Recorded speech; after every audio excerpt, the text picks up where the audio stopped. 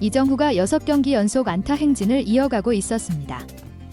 이 기록은 이정후의 가장 긴 연속 안타 행진이 아닙니다. 개막한 후에 4월 8일까지 이미 8경기 연속 안타 행진을 기록한 적이 있습니다. 아직은 본인 커리어 연속 안타 기록에 미치지 못하고 있으니까 정신을 바짝 차리고 기록을 깨주길 바랍니다. 지금까지 한국 메이저 리그 중에 연속 안타 최장 기록은 추신수의 16경기입니다. 연속 출루가 아니라 연속 안타로 말이죠.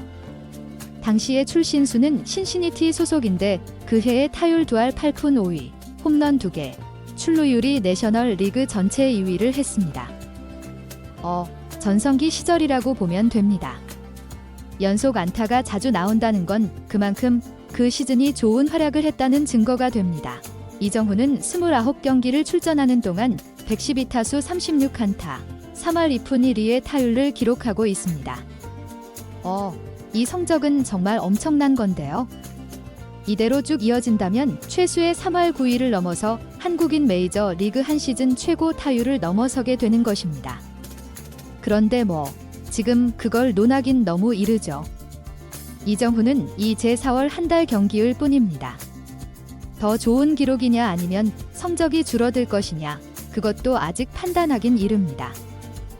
미국 방송과 전문가들어 이정후를 매우 높이 평가했지만 야구는 정말 예민한 스포츠다 보니까 생각이 많아지다 보면 결국 수많은 변수들로 인해서 슬럼프가 찾아오기도 합니다.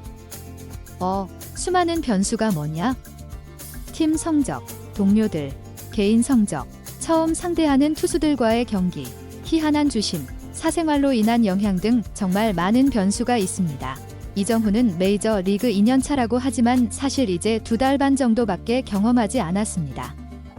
지난 시즌 5월 13일에 부상을 당하면서 남은 시즌을 통으로 날려버렸으니까요.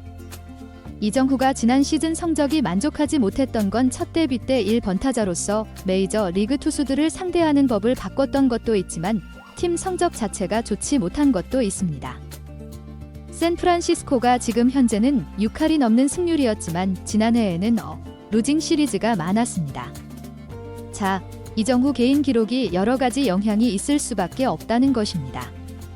샌프란시스코가 지구의 라이벌을 상대하니까 솔직히 좀 김이 생겨 있습니다. 샌프란시스코는 샌디에고와 비교도 안 될 정도로 월드 시리즈를 몇 차례 우승한 명문 팀입니다. 샌디에고는 월드 시리즈 우승 자체를 해본 적도 없는 팀입니다. 그런데 이 구단주가 김하성을 영입했을 터 대대적인 투자로 슈퍼스타들을 대거 영입했습니다. 솔직히 너무 비교가 되더라고요. 샌디 타석에 선수들이 나올 때마다 뭔가 해줄 것 같은 기대가 되는 선수들이에요. 반대로 샌프란시스코는 성적은 좋은데 선수들이 타석에 들어서면 기대가 안 되는데 뜬금없이 해결을 해주면서 4월 한 달은 매우 좋은 성적을 거뒀습니다. 역전승만 몇 번을 했는지. 네, 그럼 투수가 강력하냐? 솔직히 그렇지도 않습니다. 보세요. 전날 샌프의 에이스 로건 랩이 라이벌에게 5실점해 버리는 거. 그래서 이정후가 개인 기록으로는 좋은 활약을 하고 있지만 팀 자체를 응원하는 건 쉽진 않습니다. 뭐랄까요? 우승만은 토트넘과 비슷하다고 해야 되나? 아무튼 그렇습니다. 이정후는 샌디에고와의 두 번째 경기에서도 선발 출전했습니다. 이미 하루 제대로 쉬었는데 더 쉬게 할 리도 없죠.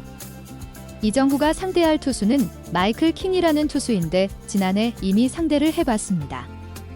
볼넷을 3개를 얻어냈고 안타는 치지 못했습니다.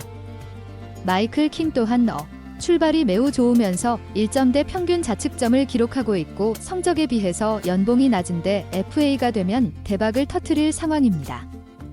강속구 투수는 아니지만 공에 힘이 있고 싱커와 패스볼 2개만으로도 타자를 압도하는 투수입니다.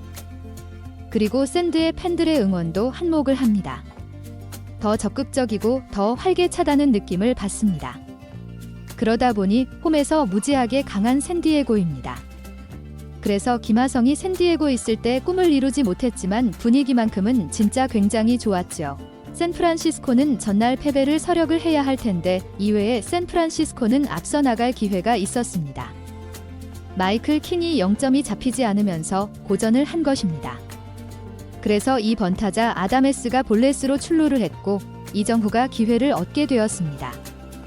최근 들어서 1회에 좋은 타구를 만들었고 상대 투수가 불안한 상태다 보니까 하나 노려도 될 것 같았습니다. 그런데 황당하게도 초구부터 김새는 상황이 벌어졌습니다. 누가 봐도 명백하게 심하게 빠진 볼대 그걸 스트라이크를 부르면서 중계진도 탄성을 질렀습니다. 이 주심은 이미 이정후 한 번 에피소드가 있었습니다. 헬멧을 만진 것을 주심에게 항의했다고 보면서 이정후의 심기를 건든 거죠. 이러면 타자는 집중하기가 어렵습니다. 이정후는 2구째 체인지업에 반응하면서 플라이볼로 아웃이 되었습니다. 샌프란시스코는 랜더 투수가 마운드에 올랐는데 우선 마운드 차이가 느껴지죠. 랜더룹은 등판 때마다 불안한 투구를 봤으니까요. 루은 1회를 잘 마무리했지만 2회에 시작부터 볼넷을 내주면서 스스로 무너질 조짐을 만들고 실점까지 했습니다. 거기다 홈런을 맞고 5회까지 사실점을 하면서 어제와 비슷한 흐름과 패배의 각으로 흘러가고 있었습니다. 그 사이 이정후도 2타수 무안타의 상황이었습니다. 이럴 때와는 다르게 킹을 매우 괴롭혔는데 4연속으로 파워를 만들면서 그나마 샌프란시스코 타자의 자존심을 지켜줬습니다. 이정후는 0대4 상황에서 6회에 다시 타석에 들어섰습니다. 6회에 샌프란시스코는 기회를 얻습니다. 킹의 투구수도 늘어났고 그만큼 악력도 떨어질 수 있는 상황인 거죠. 킹은 9번 타자 피츠제럴드에게 몸에 맞는 볼을 허용하면서 위기를 맞게 되었고 야스트렘스키의 안타와 아담에스의 3루 진루타가 나오면서 투아웃 주자 13루 상황에서 이정후가 타석에 올랐습니다. 그러자 샌드에 곧바로 투수 코치가 마운드에 오르면서 시간을 벌어주고 작전을 세우게 되었습니다. 킹은 이미 흔들리면서 이정후에게 스트레이트로 3개 볼을 던지면서 이정후에게 찬스가 왔습니다. 그리고 5구째에 타격한 것이 1루 쪽으로 강하게 가면서 내야 안타를 만들어내면서 또 타점을 올리게 되었습니다. 만약 수비 능력이 훨씬 좋은 선수였다면 이정후가 아웃될 수도 있었지만 어쨌든 행운의 안타로 7경기 연속 안타 행진까지 이어졌습니다.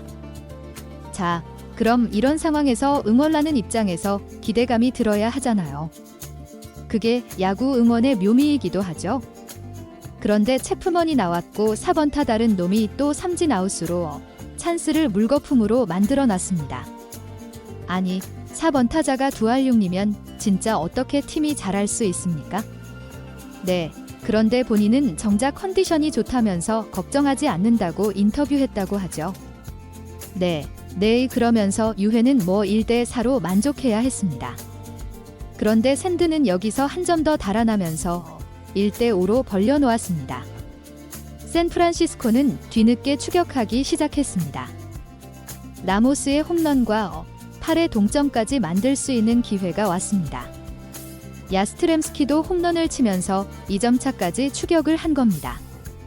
거기다 아다스도 볼넷으로 출루를 하면서 그 기회에 이정후가 타석에 들어서게 되었는데 이곳이 원정 경기임에도 정후의 응원 소리가 울려 퍼지면서 이정후의 인기를 실감할 수 있었습니다. 상대 투수는 완전 흔들리면서 이정후에게도 스트레이트 볼 3개를 주면서 이정후도 출루할 듯 보였습니다.